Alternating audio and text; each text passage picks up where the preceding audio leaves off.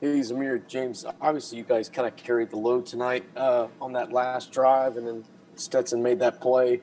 What was that moment before the locker or before y'all broke huddle? And, was there some confidence you guys could move the ball this late in the game on a gassed Alabama defense?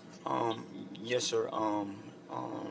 Like my mindset was just like to keep on grinding and just keep on chopping, man. Like just trusting my lineman and yeah, man, just keep on chopping and just keep on running my feet. Man, that's it, really. All right, next we'll go to Jed May. Go ahead, Jed.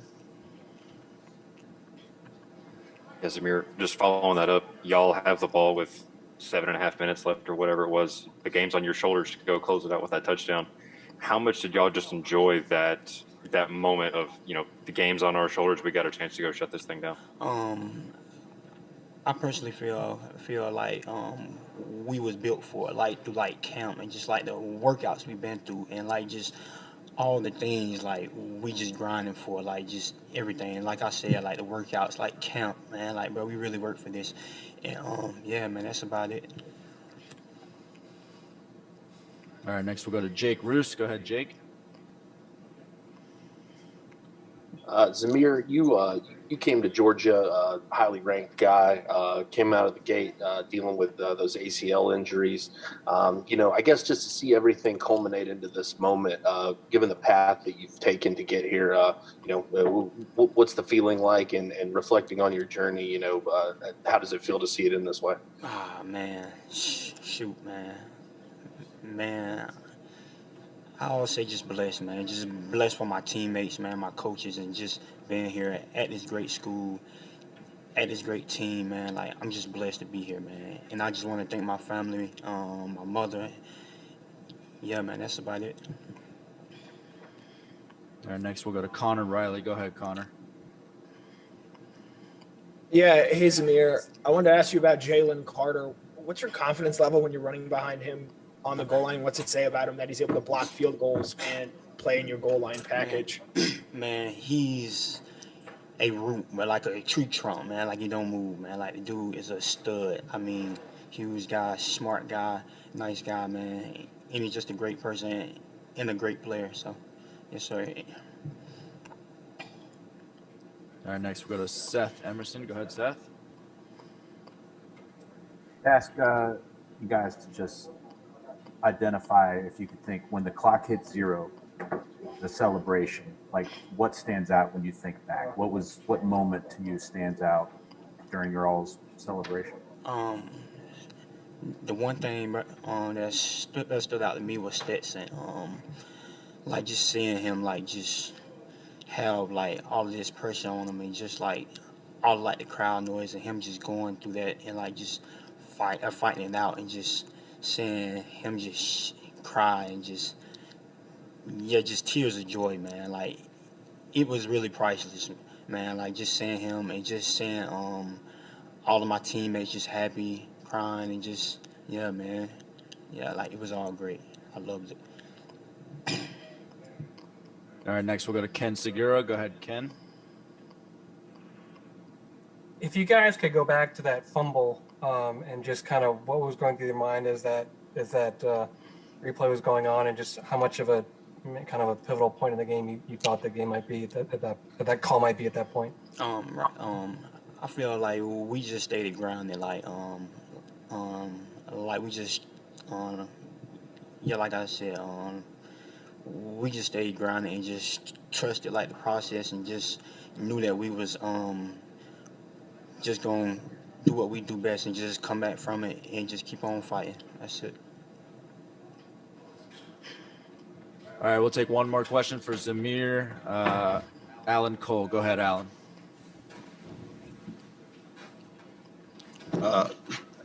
Yeah, thank you. After James breaks, I think it was like a 67-yard run that set up the first touchdown. What's kind of your mindset at that point? After you're finally in the red zone, you just had a big run break. What's kind of your mindset going on the field there once you get that first and goal, right before scoring the touchdown? Cook, man, go score. Yeah, that's it really. Like, like we gotta score, man. We down here, like, hey, man, we gotta get in there, bro. We need these points. We gotta get on the board. So, yeah, man, that's it. All right, thank you, Zamir. Yes, sir. Thank y'all. We're now joined by Trayvon Walker. If you have a question, please raise your hand. If you do not have a question anymore, please go ahead and lower your hand.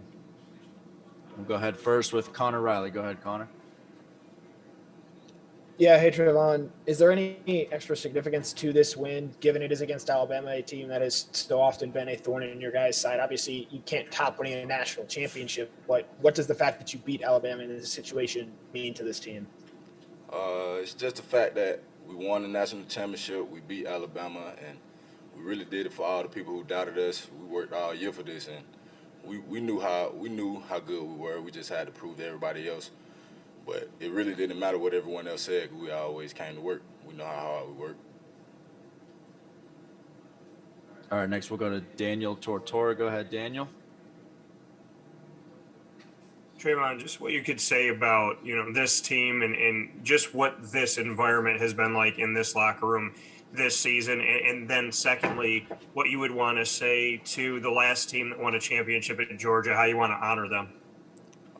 This team right here, I can personally say this is probably one of the most, I have to say it's one of the most well-bonded teams that I ever played on throughout my whole sports career.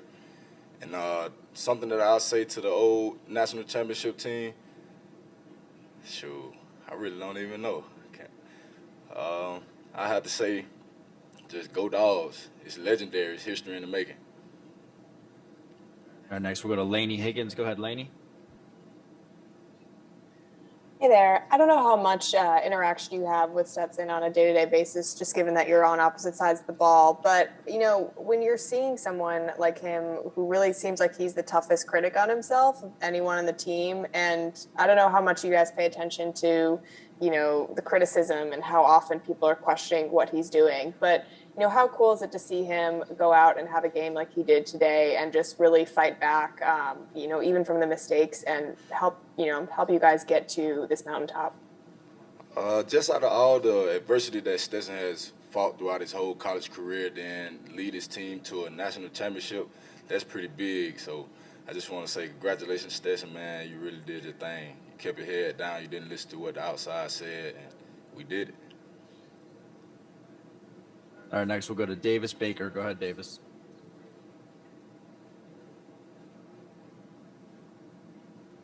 Trayvon, could you just take us through your emotions on the defensive touchdown by Keely Ringo? I mean, obviously this is a defense that a lot have called historic, and to cap it off with, a touchdown that basically clinches the national championship. I just want to say to Keely, man, that was a heck of a play, bro. And it was a lot of people that doubted him and had a lot to say about him. Also, he's just a young player. He's grew up a lot, and he showed up in a big-time game when he really needed to and closed out things. All right, next we'll go to Jed May. Go ahead, Jed. Yeah, Trayvon, y'all take the field with a 1-point lead with about 8 minutes left on defense. Just what goes through y'all's mind in that moment, knowing, the game is kind of on your shoulders at that point, and then to force it 3 and out? Just what was kind of the mood when y'all came off the field? At that point, everybody was just like stay composed, and we knew we had to put up the team on our back at that time and just stay grounded and keep going, because we know what we came here for. So we just had to stay down and put our team on our back. All right, next we'll go to Mark Weiser. Go ahead, Mark. Trayvon, Kirby was talking about some of the guys from the 2017 team that were here tonight to kind of, be able to enjoy this with you, and obviously they didn't get a chance to celebrate like that. How long do you think, obviously you guys don't think it's going to be another 40-plus years for Georgia to win another one. What is this program kind of built to do, after winning this one now and going forward? Can you repeat the end part of that question again? I'm sorry, I didn't hear you. Yeah, I mean myself there. I was asking kind of what is this program built for after now, winning this thing, and you guys are obviously very hungry to get that.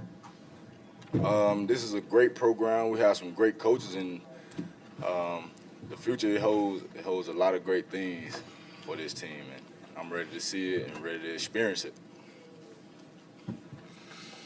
All right, last question here for Trayvon. Let's go to Seth Emerson. Go ahead, Seth. Trayvon, I was wondering if you could tell us what stands out to you about the celebration when the clock hits zero, and through the whole celebration, there's one moment that you think stands out to you right now. That moment right there, that's a lifetime experience and moment for me, for all my teammates, my family who was here. It just really meant a lot to be on this big of a stage, making plays and helping my team win a national championship and made history for the University of Georgia. It really meant something to me as a Georgia kid and just growing up a Georgia fan. So it was really exciting. Okay, thank you, Travon. Our last player here from Georgia will be Jamari Salyer. If you have a question for Jamari, please go ahead and raise your hand. If you do not have any more questions, go ahead and lower your hand. We'll go ahead and get started with Connor Riley. Go ahead, Connor. Hey, Jamari, you are from this state. You could have gone pro after last year, but you elected to come back. What does this moment, winning a national title at Georgia, mean for you? It's probably one of the most special things I've ever done in my life. Just understanding the work that it took, honestly, it's kind of one of the crazy things. It's kind of one of the crazy things, just understanding how much work, I mean, man hours and how many reps. I mean, it's kind of crazy to look back on it. And then I only got this opportunity once in 4 years, so it's even more special for me to be a senior and to be able to do it that way too. So, I mean, there's just a lot of things make it really special for me, but, God is good. Okay, next we'll go to Ken Segura. Go ahead, Ken. Jamari, after Stetson had the fumble and you guys fall behind, can you take me kind of maybe through a conversation you had or a huddle that maybe you got you guys focused again or kind of reset your purpose?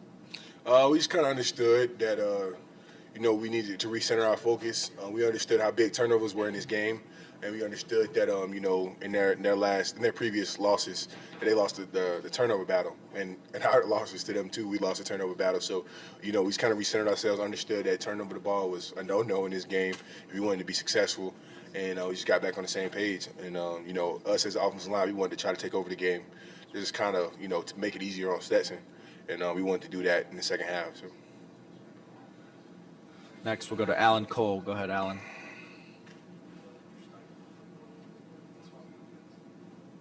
Yeah, I was just wondering, the first couple drives of the game obviously didn't go too well, and then he turned around the deep ball to Pickens, then led to points. Was there anything you think changed up front kind of after those first couple drives? And if yes, when do you think that shift might have happened? I think offensive line is kind of like kind of rhythm game, kind of like pitching, kind of like anything else. It's 5 guys working cohesively to make one thing happen. So sometimes it takes a minute to settle into the game. Sometimes your emotions are high. We really wanted this game, and so sometimes you just kind of got to settle in and understand what you need to get accomplished. Not let your emotions take you too far. A lot of penalties, a lot of emotional penalties, a lot of guys kind of just getting settled into the game, getting settled into the environment because this was different. Like I said before in previous interview, this was a different environment. So, it just took us a minute to settle into it, but second half we came out rolling. We'll go next to Drew Hubbard. Go ahead, Drew. Hey, Jamari, I wanted to ask you about the block kick and then James Cook, really big, explosive, 67-yard run. And what was the vibe like on the sideline when you have 2 really big plays back to back like that? It's kind of at that moment, right before that drive that we kind of understood that we had to take this game over just as a offensive line unit and as the backs. We kind of had a conversation on the sideline for that drive. It was like, okay, it's time for us to take the game over. Even me at one point, I walked up to Coach Martin was like, put it on us. We want to win this game. And, that kind of sparked it off for us. It kind of got it going for us. And so, we were really excited, obviously, that he broke that big run. I'm just like, go, just run, please, run, just make it to the end zone. But, it was exciting to see him make that big run. He's been really explosive for us all the playoffs. So, yeah, it was a great moment for him, great moment for us, and it kind of sparked, what we wanted to get accomplished as a team. All right, we've got our last 2 questions here. We'll go next to Jed May. Go ahead, Jed. Yeah, Jamari, as a offensive line, y'all took the field with about 7 minutes left and, ran the clock down, came down, scored a touchdown. Just what was y'all's, I guess, mindset knowing the game is on your shoulders as an offensive line? Y'all have got to, run the ball, pick up first downs, and, milk the clock there. We wanted to finish the game with no time left on the clock. Honestly, we wanted to run all the time off the clock, but the score, obviously made it all kind of bittersweet. So, yeah, we wanted to finish the game with the ball in our hands, and obviously, running 7 minutes on the clock is tough. But we've done it plenty of times before since my time here at Georgia. That's kind of our calling card. It's what we want to be known as, just a team, an offensive line that can finish the game, and we did. So, yeah, that was kind of our mindset, just wanting to finish the game, run the clock out, and do our job, do our justice to help the team. All right, last question here from Seth Emerson. Go ahead, Seth. All right, I've just been kind of asking all the guys what memory stands out from the celebration tonight. When the clock hit 0 to the whole celebration on the field, what stands out? What stands out? So many. I haven't even really had time to sit down and process all the memories yet, but just watching that clock hit 000s and just all the emotions. Part of me wanted to cry, part of me wanted to get excited, part of me wanted to feel a lot of different things. So just that rush of emotion when that clock hit 000s and just kind of processing wow, we're national champions. Like that's what guys kept saying, wow, we just won a national championship for the first time in 40-some years. So it was a special moment for me and a lot of my teammates. Me and Coach Luke shared some special moments. Yeah, it was. It's nothing like I can't really compare anything to that feeling. Maybe I'll feel it again at some point in the future when I have a child or something like that. But for now, that'll do. All right, thank you, Jamar. Thank you. That will conclude tonight's post-game press conference. Thank you all for joining. Take care. Thank you.